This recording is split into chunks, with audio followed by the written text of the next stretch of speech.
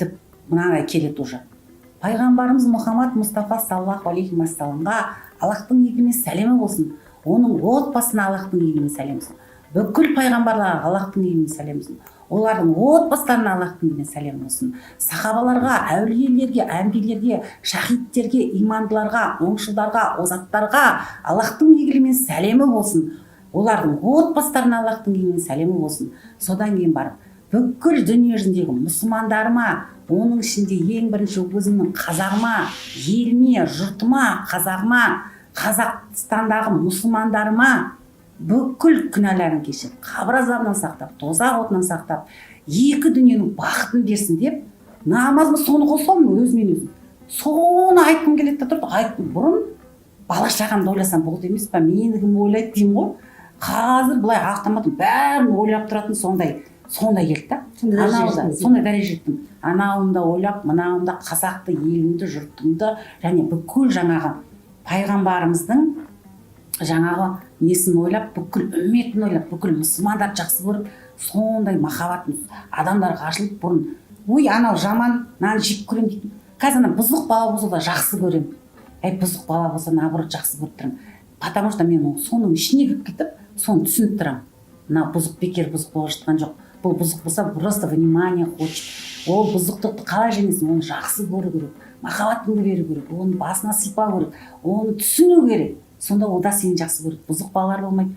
Өзінен өзім сондай өзгеріп кеттім. Рухани дамып, адамдардың бәрін жақсы көріп, мұсылмандардың бәрі жақсы көріп, және олар да мені жақсы көреді. Көрінген жерге барсам, ан жаққа барсам да жақсы қарсы алады, мына жаққа барсам да жақсы қарсы алады. Бәрі қандай әдемісіз, сұлусыз, жақсысыз деген сөздер айтатын болып бұрын. Девушка, уйдите отсюда, туда встань деп айтатын ғой. Ал қазір мысалы бір алайын десем, мынаны сізге көтеруге болмайды, қарызыңызды үйге дейін апарып берейін дейді. Астағфиралла, жоқ, рахмет, өзім көтеремін деймін. Жоқ, сізге көтеруге болмайды деймін. Анау менің қарызымды үйіме дейін әкеліп, жоқ, керек жоқ десем де. Ана жаққа барсам, бір орамал сатып алуға барсам, мысалы базарға, мынаны сізге подаркаға берсем бола ма дейді. Жоқ, керек жоқ, мен ондай жаңағы кедей емеспін десем де, жоқ, мен бергім келіп тұр. Ай, жарайды, бергім келсе бере бердім. Соны өзім өзгерді, адамдар да өзгерді. Таксиге отырсам, ой, сіз қандай жақсы, сізден жақсы энергия шығып тұр, сізбен отыра берсеңіз жақсы болар еді. Сізде ақшаңызды қайып берейінші, мен сізді просто апарып тастағым келіп жатыр. Сіз сап жердіңіз бар, мен уже Каспий голдтың сап жердім, болды, керек жоқ. Жоқ, мен соны қайтарайыншы дейді да. Соны айттым, адамдардың бәрі өзгеріп жатыр. Мен өзім өзгердім. Маған сай адамдардың өздері де өзгере бастады. Яғни сіздің жүрегіңізге Алла тағала жүрегіңізді тазалап нұр қондырды ғой. Иә, нұр қондырды Алла. Енді қазір көріп отырған көрермендер айтуы мүмкін, не себепті бұл қызды айнашты көрсетіп отыр деп ше? Бұған дейін біз имамдарда келеміз, софыларда келеміз, немесе үлкен ғұлама профессорларда келеміз, теологтарда келеміз, Алланың жолына түсіңдер деп ол кісілер енді Құрандағы шариғат заңдылықтарын сіздерге теория бойынша айтып береді. Ал енді бұл кісі тіптен діннен өзі айтқандай кәлимадан басқа еш нәрсе жоқ, хабар жоқ адамға Алла тағала саудагер ғой, енді саудасы жүріп тұрған кәсіпкерді аяқ астына Алла тағала осындай жолға түсірді. Енді бұл кісінің миссиясы не қазіргі?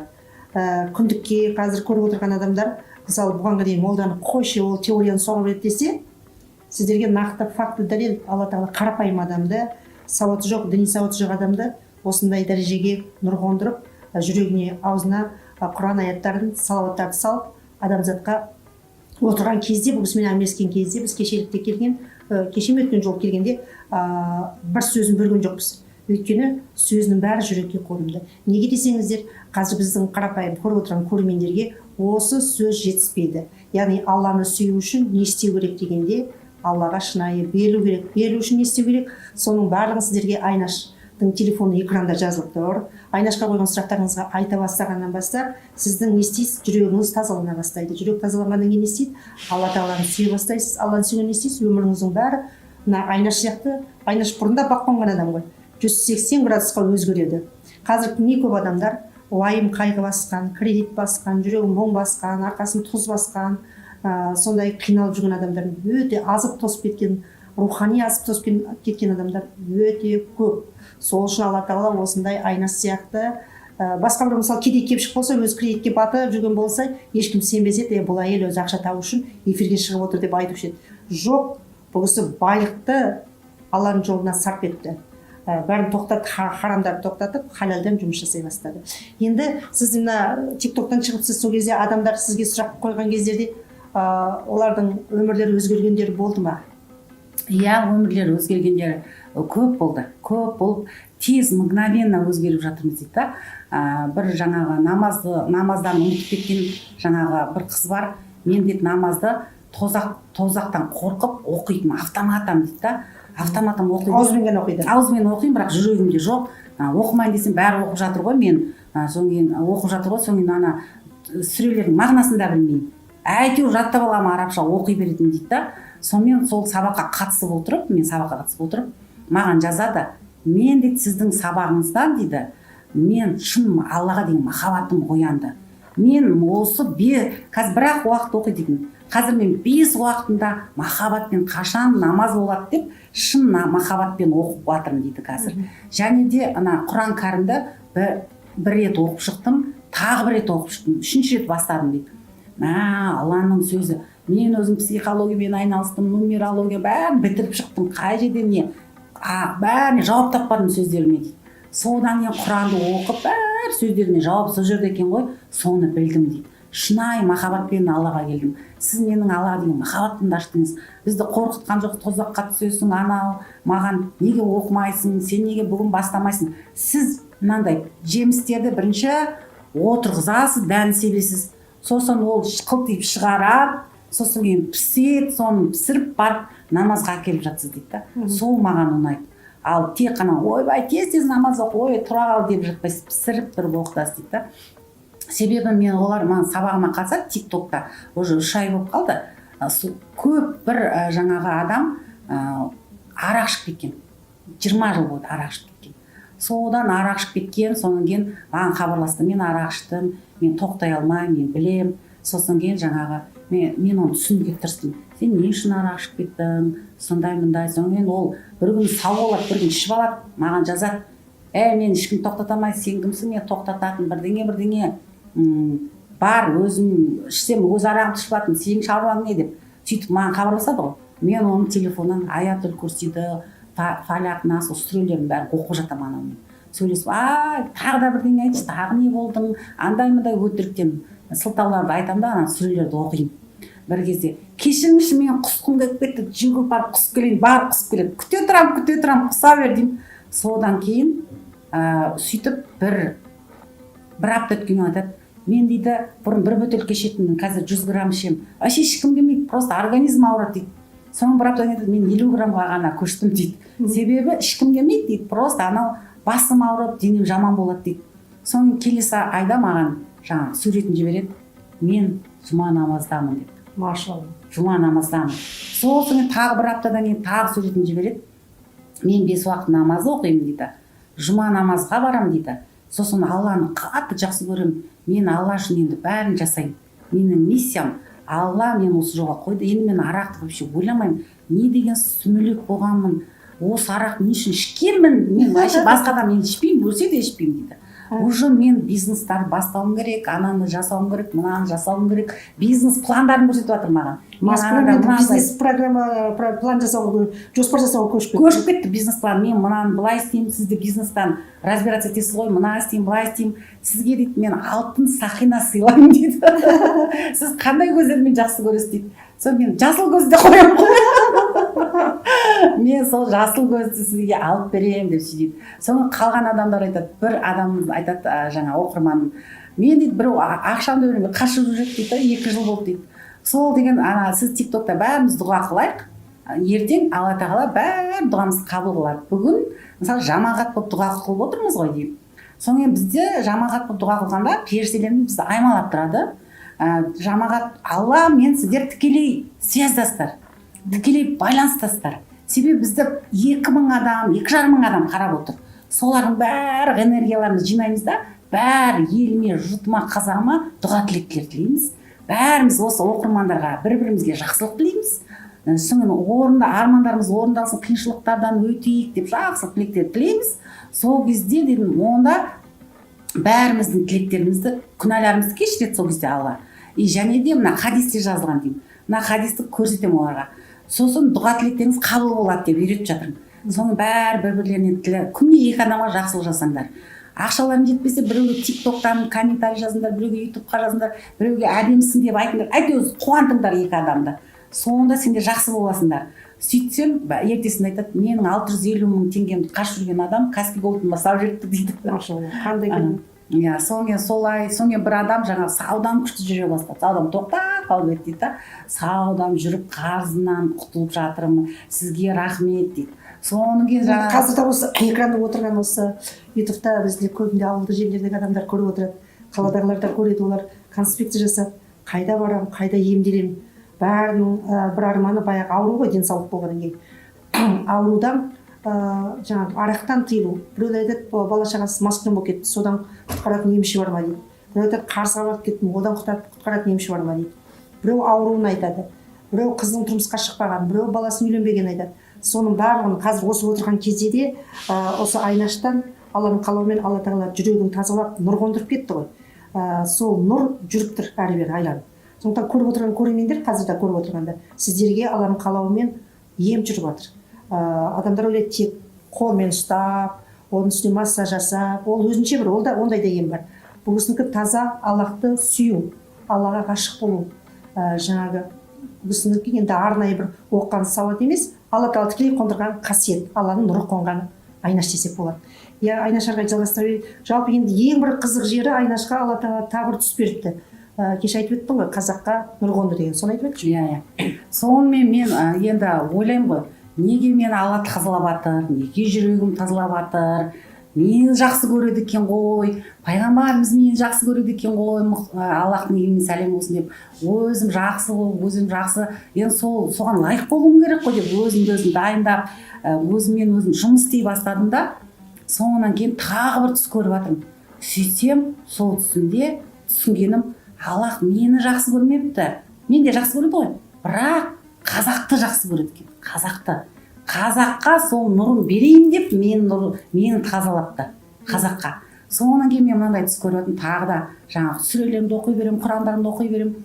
Соңынан бізде мынандай самолетпен, ақ самолетпен жаңағы космонавтар ұзын бойлы аппақ киініп алған. Сол кепті да мынандай Алланың нұрын алып келіп тұр. Екеуі ұстап тұр былай. Мен оны көріп қойыппын нұрын. Жүгіріп бардым да, мынаны қайдан алып келдіңдер деп сөйтсем. Бұны Алланың нұры дейді. Бізге берді, қазақтарға апар деп айтты дейді. Мен қазақты маған беріңдерші, мен қазақтарыма беремін. Сен оны жалғыз көтере алмайсың. Бірінші қазақтарына сұрақ кел, ала ма жоқ па. Сендер кет қалмаңдаршы. Мен тез жүгіріп барамын да тез алып келемін қазақтарды мында деймін да. Олар алады деймін. Жарайды, онда күтеміз дейді. Одан жүгірем. Жүгірсем кілең қазақтар, ер азаматтар, жігіттер қазақтың. Солар топ тұр екен. Біреу трактор айдап жатыр, біреу комбайнмен жер жыртып жүр, біреу су қазып жатыр, суарып жатыр. Әйтеуір сондай кілең қара халық, қарапайым. Соларға келеткенде, ей жігіттер, нұр алайық десем, ешкім тыңдамайды мені. Ей тоқтатыңдаршы, мына тіршіліктен тоқтатыңдаршы, бір уақыт бөлінгенші, Алла нұрын мені дайындап қойды. Алайық десем, ешкім тыңдамайды. Сол шет жағында бір бала тұр екен. Күрекпен жер қазып жатыр. Ей бала, нұр алайық, күрегін теуіп лақтырып жүрмін, қолынан жұлып аламын. Лақтырып жүрмін. Ей, нұр алайық дейді анаған. Сөйтсем, анау нұр деп жүгіреді, анау көріп қоятын нұрды. Нұр деп жүгіріп бара жатыр. Ей бала, сен ол жаққа жүгірме, сен жолын білмейсің. Мен қазір нұрдан келе жатырмын. Мен білем жолын. Жол былай қарай жүреміз десем. Сен менің артымнан жүр. Сен жолын білмейсің, сен адасып барасың. Нұр былай көрінген сияқты, бірақ жолы олай емес деймін. Онда сіздің артынан жүгірейін дейді да, мен артынан жүгіреді, мен тезірек жүгірмесем анау жолды білмейді ғой. Ол алдынан жүре алмайды, бірақ жолды білмейді. Мен жолымды жақсы білемін, нұр құйып жатқан. Сонымен жүгір, бүйтіп қоямын еще. Еркектің артынан жүруге болмайды ғой, бірақ та бұл жолдан адасып қалады деп жатырмын, нұрды тезірек алуымыз керек.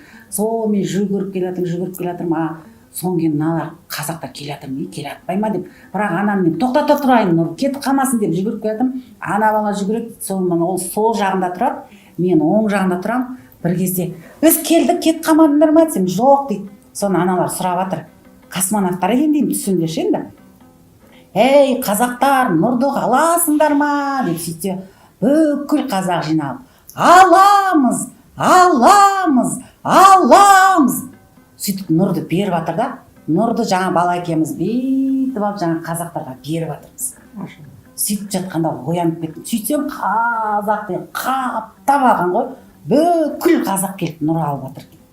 Содан кейін оянып кеттім да, мен бақыттымын, менің қазағым бақытты, менің елім бақытты, менің жұртым бақытты, бізді Алла жақсы көреді, біздің күнәларымыздан кешірді, қазағыма нұр берді, нұр қондырды. Не деген бақыт бұл? Ешқандай ұлтта бұндай бақыт жоқ. Мені сол үшін Аллахым тазалаған екен ғой, мен сол жол көрсетеді екен ғой бұларға, мен жол маған сол көрсеткен екен ғой Алла, мені тазалаған екен ғой. Елім, жұртым, қазағым, сендер бақыттысыңдар, сендердің бүкіл күнәларың кешірілді деп. Содан бақытты болып жаңа мешітке барып садақамды беріп, уже бар ғой бұндай бақыт болмайды шығар дедім ғой, өмірде бұндай бақыт көрмедім. Содан кейін барып ойладым, енді осыны елге жеткізу керек қой. Халыққа, елме, жұртыма, сіздер бақыттысыздар. Сіздерге Алла бүкіл күнәларыңызды кешірді. Сіздердің осы күнге дейін қиналып келдіңіздер, бүкіл сынақтардың 40-ына шыдадыңыздар. Енді міне 41-нен шыдап, енді міне Алла нұр қондырды. Енді сіздерде бәрі нұрланады, сіздерде бәрі жақсы болады, сіздер сынақтан жақсы өттіңіздер. Енді түсімде көргенім бүкілі иманға келген ғой, бүкілінің күнәсі кешіріп, енді иманға келдіңіздер. Алладан дұға тілектеріңіз тілей беріңіздер. Қандай тілек тілесеңіздер Алла қабыл қылады. Енді нұрға келдіңіздер, иманға келдіңіздер. Мынау періштелер екен ғой космонавт деп отырған. Содан кейін барып, қуанып, содан кейін ана бір қызым бар, Гүлназ деген психолог, өзі сондай жұмыс істейді. Маған айтты, Айнаш, сізге эфирға шығу керек, осыны айту керек, тиктокқа бөлісу керек адамдармен. Осыны айтпасаңыз болмайды, қазақтарға көмектесейік. Содан кейін бір нәрсе айтсам, мысалы, бір адамды дем салсам, резко емделіп кетеді. Тағы бір адам ауырып қалса, резко емделіп кетеді. Уже дұғаларым қабыл болып жатыр да, мынандай. Соны айттым, қандай жақсы, менің дұғаларым тез қабыл болып жатыр. Сосын енді маған жаңағы тиктоктан сұрайды, сіздің дұғаларыңыз не үшін қабыл болып жатыр деп сұрап жатыр да. Соны мен айтамын, мен сендерге бір мынандай притча айтып берейін. Бір жаңағы ұрлықшы адам алмұрт ұрлап жейді. Алмұрт ұрлап жейді да, соны барады Қытайда. Сосын қытайский императорға жаңағын алып келеді, мына ұрлықшы наказание беріңдер деп. Сөйтсе ол айтады, мен сіздерге, маған наказание бермей, менің бір сөзімді орындайсыз ба дейді. Ол сізге көп алтын дән шығатын, сізге метод үйретемін дейді ана китайский бір. Қалай ол, қандай метод үйретесің? Мына алтын, менде дән бар дейді, алмұрттың дәні. Соны ең таза адам, ешкімнің қақсын жемеген, адамгершілігі бар, ешқашанда ешкімді алдамаған таза адам болу керек. Соны дәнді ексе, сол жерден алтындар көп үйілетіп шығады дейді. Ал егер де өзі күнәқар болса, ана адам өзі өліп қалады дейді, анадан уланып дейді. Сондықтан дейді, онда өзің же дейді, мен қалай жеймін, мен ұрлықшымын ғой дейді. Мен жей алмай, мен уланып өліп қаламын дейді. Содан кейін айтады, онда сіз жеңіз, сіз императорсыз ғой дейді. Сіз халықты басқарып отырсыз, сіз жеңіз дейді да, или сіз осыны егіңіз дейді да. Сөйтіп айтады, жоқ, мен екпеймін, қашады. Онда сіз уәзірлеріңізге беріңіз дейді. Уәзірлеріне берсе, жоқ, мен екпеймін, мен де қашам, мен онда күнәсі бар ғой. Аспазшың ексін дейді. Жоқ дейді, бүкілі императордың дворында бәрі қашып кетеді, ана екпейміз деп. Сөйтсе император түсінеді, сен бізге мықты сабақ бердің. Күнәсіз адам болмайды. Мыналардың бәрі күнәқар екен ғой. Вообще-то сен де ұрлықшы, мыналар да ұрлықшы, мен де ұрлықшымын деп тұр ғой. Сонда саған мен алтынды мен берейін, бізге жақсы сабақ болды өзімізді тәрбиелеуге деп анаған көп алтын береді жаңағы алмұртты қарақшыға, ұрлықшыға. Соны алтындарды басып ол кетеді, бұл бізге күшті сабақ болды деп. Мен айтып жатырмын, дұғаларыңыз қай кезде қабыл болды білесіздер ме деймін. Қазір сіздерге итакта Алла жеңіл жасап жатыр. Сіздің итакта күнәларыңыз бар, кешіріп тастады. Бүкіл қазақ елінің, иә? Енді сіздер только сұрайсыздар, и сол күнәні жасамайсыздар просто. Бұрынғы күнәларыңыз бар, кешірілді. Енді сіздер мынандай этаптасыз, Алладан сұрайсыздар, бірақ тағы күнә жасамаймыз. Сол кезде уже сіздер ары қарай өрлей бересіздер. Жетістікке жетіңіз, жетістікке денсаулығыңыз болмаса, денсаулығыңыз болады, любой дұға тілектеріңіз қабыл болады. Бірақ ана жаңағы сияқты күнә жасасаңыз уланып өліп қаласыз деген сияқты. Сондай ғой, күнә жасамауымыз керек, сондай адам болуымыз керек. Ана дәнді еккенде алтындар былай шығу керек. Сонда біз өз-өзіңнен ең бірінші дұғаң қабыл болу үшін біреуге жамандық жасамаймыз, адамгершілігіміз болу керек, жаңағы біреудің алажығын аттамау керек, ұрлық жасамауымыз керек, біреуді өсектейміз, біреуді ғайбаттамаймыз, жаңағы көре алмаушылық деген болмау керек, бір-бірімізге мейір болу керек, бір-бірімізді жақсы көруіміз керек. Ең бірінші Алланы жақсы көру керек. Алланы жақсы көріп, пайғамбарына салауат айту керек. Соңынан кейін барып осы адамгершілігіміз болу керек. Адамгершілік болмаса сен 100 рет намаз оқысаң да қабыл болмайды. Сен өзің біреуді ұрлап қалып, намазды оқып, автоматом, одан саған қабыл болмайды. Ол сен 200-лік жасап отырсың. Ең бірінші намазға келу үшін сондай өзіңді тазалап алуың керек, соңын кел. Сол кезде сенің дұға тілектеріңде, намазында қабыл болады, жаңағы бәр нәрсең қабыл болады. Ал если сен бірдеңені не то істеп, біреуді ренжітіп, біреудің ақшасын алуға бермей, жаңа біреуден жемқорлық жасап, или дәрігер болсаң, ақша бермейді деп біреуді өлтіре салсаң, операция жасамай, ақша бермейді деп дәметіп отырсаң, онда сен никогда жолың болмайды. Сенің жолың болмайды, сенің жаңа ол бір жеріне шығады, балаларың алдынан, немерелерің алдынан бәрі шығады. Сондықтан біз сондай таза болуымыз керек. Рухани, просто адамгершілігіміз болу керек. Сол кезде бізде дұға тілектеріміз бәрі де қабыл болады. Сонымен айтып отырмын, пайғамбарымыз Мұхаммад Мұстафа саллаллаху алейхи уассалам айтқан, жесір әйелдің қажетінде болу 30 000 рәкат намаздан артық деп. Сондықтан біз біреуге мысалы аш қалса, оны қарауымыз керек. Сен аш қалдың ба, тамақ бер, садақа бер, зекет бер, көмектесуіміз керек. Біреу ауырып жатыр ма, оған қол ұшын беруіміз керек. Анау ауырып жатыр, дәрі керек па, қандай дәрі керек, дәрігер әкеліп ана көмектесіп, адам қылып жіберуіміз керек. Оны аттап кетіп кетсек, онда бізде жоқ иман. Намазымызды далада қалып, бас дұғамызды далада қалып, бәрі де далада қалып. Сонда мына жүрегімізбен Алла көріп тұрғандай тұрып отыруымыз керек. Ол это очень просто и легко. Бұрын мен айттым, қиын шығар. Ол үшін бәрі айтады, сонда бай болуға болмай ма дейді. Жоқ, бай болмаған, мысалы бай болуға рұқсат бермеді ме Алла? Маған берді, байлықты да берді. Мен өте кедей болдым. Сіңірі шыққан кедей болдым. Бірақ маған байлықты берді.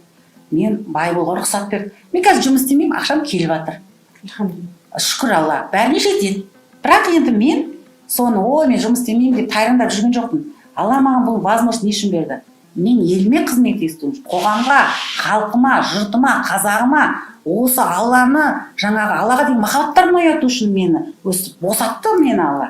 Сол үшін мені түзеп қойды деп миссияңыз, миссия. Ендеше жаңағы жақсыдан шарапат дейді ғой, Алланың нұры жаусын дейді, Алланың нұры қонған дейді. Сондықтан бұл кісіге қасиеті жүрегін тазалап, бұл кісі де хараммен айланысты ғой, жаңағы айтып отыр ғой, арақ та саттым, шылымда саттым, темекі саттым деп тұр ғой. Байлықтың шылқылдап төбесінде жүргенде Алла кеп бұл кісінің жүрегін тазалады. Жүрегін тазалаған кезде бұл өзі айтқан сөзі жаңа айтып отыр ғой, күнәлік істерден тыйылуымыз керек деп. Бұл кісі соны тоқтатып, бүткіл дүниесін сатып жіберді. Халалдан мейрамхана ашып отыр. Ал енді ол мейрамханада қазір бұл кісі жүгіріп істеп жатқан жоқ, біреулерге тапсырып қойды. Ал өзінің Алла берген қасиетін ары қарай халыққа жеткізу үшін. Енді жалпы емшіге келерде, халық емшісі болсын, қандай адам болсын, келе жатқанда адам ойлайды, оның өзінің өмірі қандай екен деп. Ол өзі бір жетіспеген біреу болса, ол халыққа несін береді деген сөз ғой. Ол халыққа ақыл кеңес беру үшін адам сондай этаптан өтіп, өзі дерменіне бүтін түсіп, Алланың алдында Алланың разылығы үшін, қызмет ету үшін шығып отыр, бақ қонып қыдырдарған деп қазақ атам бекер айтпаса керек. Енді үшінші деп отыр керек, біздің қазақ халқына осы Қаршадай қыз арқылы түс беріп, қазақ халқына нұр қоныпты деп отыр. Енді ана бұрыннан келетін 20-шы ғасырдан айтып келе жатқан 21-ші ғасыр қазақ халқының өрлейтін кезеңі, бақ қонған кезегі, қой үстіне боз торғай жұмыртқалайтын заман келді. Осы Қазақстан үшінші қасиетті орын болады, Алматы қаласы рухани қала болады деп елдің бәрі айтқанда, біз әшейін теория дей саламызда жүре береміз ғой. Ал енді сіздерге нақты дәлел, үшінші қазағым нұр қонды, қазақ еліне нұр қонды, қазақ елінің күнәсі кешілді, қазақ елі енді Алланы сүйеді. Алла қазақ елін сүйіп нұрландырып, елімізде бақ, береке, ырыздық, несібе, өзге елдермен тереземіз тең болады. Осы қыздың аузымен Алла бізге айтып отыр, соны қабыл алуымыз керек. Және кез келген адам кез келген сөзді қабылдай алмайды ғой, өйткені оның ішінде жүрегінде әртүрлі жүрегі қатып қалған болады, мұңайған адам болады, қиналған адам болады, өмірде жол болмаған адам болады, өмірде қолын бір жігіт ұстамаған қыздар болады, осы дүниеден тұрмысқа шықпай кетіп бара жатқан қыздар болады. Сондықтан олардың бәріне осылай істе десеңіз, оны айта алмайды. Сол үшін сіздер осы Айнашқа хабарласып телефонына сөйлессеңіздер, бұл сізге нұр қонған. Ерте кезде пайғамбарымыз дінді таратқанда кітаппен таратпады ғой, жүректен жүрекке өткен сөздер. Жаңағы пайғамбарымызға Алла тағала қондырды, жүрегіне сөз келесі адамға айтты, ол қонды, сөйтіп кете берді. Кейін барып кітап шықты ғой. Сол сияқты бұл кісіні Алла тағала жүрегін тазалап қойды. Енді бұл кісіні пайғамбар деп айта алмаймыз, әулие деп айта алмаймыз. Алланың бір нұры жауған сүйікті құлы деп айтамыз. Алланың сүйген құлы Айнаш. Ендеше Айнашқа хабарласыңыздар. Жүрегіңізде мұңыңыз болса, айтыңыз. Айнашқа Алла тағала аузына сөз салады, өзінің денесіндегі нұрдан сізге Алланың қалауымен сіз нұрлана бастайсыз. Өзіңізден өзіңіз нұрланып, көңіліңіз көтеріп, өмір сүргіңіз келіп кетеді. Неше күнде осы Айнашпен әңгімелескен кезде менің байқағаным, әңгімесін тыңдап отырған кезде адам өзінен өзі Алланы жақсы көріп қалады екен. Біз Алланы сүйдік, Меккеге бардық, адамдарды қажылыққа апарып жүрміз ғой. Алланы іздеп жүрміз, Меккеге барып іздейміз. Алла, мен жүрегіме кірші, Алла, мен сені сағындым, Алла, мен сені жақсы көремін деп іздейміз. Ол әрине керек, іздену керек. Ал енді Алла тағала нұрды Қазақстанға қондырып қойды, қазақтарға. Құтты болсын, құрметті көрермендер. Ал енді Айнаш ары қарай осы жұмысын тоқтаусыз жүргізеді. Біз бұл кісіні Айнашты ары қарай зерттейміз, директ фильм жасаймыз. Көп қазаққа қажетті рухани істерді қолға алуға белім бекем болыпты дейді ғой, беліне белбеуін байлап. Бүгінгі күні бұл кісінің образын жасадық, қазақи образ, қазақша киінді міне. Ерте кездегі біздің батыр қыздарымыз қалай киінген, әулие қыздарымыз қалай киінген, әулие аналарымыз. Соны жалғастыратын қыздар шыға бастады арамызда. Міне Айнаш осы киімін ары қарай енді ойлаймын, бұл кісінің бұл имиджі, киімі осылай болып қалады деп ойлаймын. Бұдан да керемет қазақи киімдерді киіп жүреді, және қазақтың халқын нұрландырып жүреді Алланың қалауымен. Алла нұрды жібереді. Ал бұл кісі соны жеткізуші адамдарға, өзінің бойына қонған қасиет. Сондықтан біз қазір тақырыбымызды сүйінші қазағым, қазақ еліне Алланың нұр жауды деп жазбақшымыз. Ендеше нұрды бөлсек, Айнаш ханыммен, Айнаш ханым алдарыңызда, телефон төменде, байланысқа шығыңыздар. Келесі бір бағдарламамызда тікелей эфир жүргіземіз, жанрлар өте көп бізде, және көрермендерді маңайына отырғызып, нұрдың қалай жүргенін тексереміз сол кезде. Сонда бәріміз жүрегіміз қатып қалған ғой енді. Сол жүрегіміз жібейді, Алланы сүйеміз. Кім Алланы сүйеді, кім Алла тағала дейді, Аллаға шынайы береді, оның дұғасы сөзсіз Айнаш айтқандай қабыл болады. Ал Айнаш енді хабар аяқталайын деп қалды. Өзің қандай тілек айтасың? Нұрыңмен бөлісуге шаршамайсың ба? Қазағым, елім, жұртым, мен сіздерді жақсы көрем. Алла сіздерді жақсы көреді. Алла сіздердің бүкіл күнәларыңызды кешірді. Сіздер бақыттысыздар. Қазағым, нұрын қабылдаңыздар. Сіздер иманға келесіздер. Мен оны түсімде көрдім. Бәріңіз жаппай бүкіл қазақ Алланы жақсы көретін болады. Алла сіздерді жақсы көретінін көрдім. Иманға келіп, Алланы жақсы көріп, кез келген дұға тілектеріңізді Алладан сұрасаңыздар, Алла сіздерді қабыл ететінін көрдім. Қазағым, елім, жұртым, Алла сіздерді жақсы көреді. Мен сіздерді жақсы көрем. Нұр үстіне сіздерге нұры құйыла берсін. Қиыншылықтан, тығырықтан шыға беріңіздер. Ауру болсаңыздар, Алла сіздерге шипасын береді. Кез келген қиыншылықтан осы бір Аллаға сыйынып, біз шыға аламыз. Оны маған ұстазымыз Мұхаммад Мұстафа саллаллаху алейхи уассалам Аллахтың игілімен сәлемі болсын, маған кішкентайда болса, алақандайда болса білімін беріп көрсетті, жолын көрсетті, Алла нұрын құйды, жүрегімді тазалады. Мен сіздерге сол нұрмен бөлсемін, бар білгенімше сіздерге айтамын, сіздерге жолдаймын, қабыл алыңыздар. Мен сіздерге бар білген біліммен, Алла көрсеткен жолмен сіздерге көмектесіп, Аллаға деген махаббаттарыңызды ашуға, Аллаға деген сүйіспеншіліктеріңізді ашуға мен себепші болып сіздерге көмектесем. Халқым, елім, жұртым, қазағым, Алла сіздерді жақсы көреді. Барлық тілектеріңізді қабыл етсін. Екі дүниеде де бақытты болыңыздар, дендеріңіз сау болсын, ешқашан қиыншылық болмасын. Осы қиыншылықтарыңыздың бәрі артта қалсын. Енді қой үстіне боз торғай жұмыртқалаған заман келді. Раббина атина фид дуня хасанатан ва фил ахирати хасанатан ва қина азабан нар. Ендеше құрметті көрермендер, үлкен бұл өзгеріс, қозғалыс, қазақтың рухы, киесі көтеріледі. Қазақи өзіміздің салт дәстүріміз, әдет ғұрпымыз бұрыннан да жалғасып келе жатыр. Енді бізге не жетіспейді? Алланы сүю жетіспейді. Алланы сүю үшін, жүректеріңізді жібіту үшін Айнаш ханымға хабарласыңыздар. Айнаш ханыммен сөйлескенде арманда, сұхбаттасқанда арманда, сұхбаттаспағанда арманда, себебі Алла Тағала нұр қондырып қойды. Алланың нұры жаусын деп атам қазақ ежелден бекер айтпаса керек. Ендеше келесі кездескенше сау, саламатта болыңыздар. Сау, саламат болыңыздар.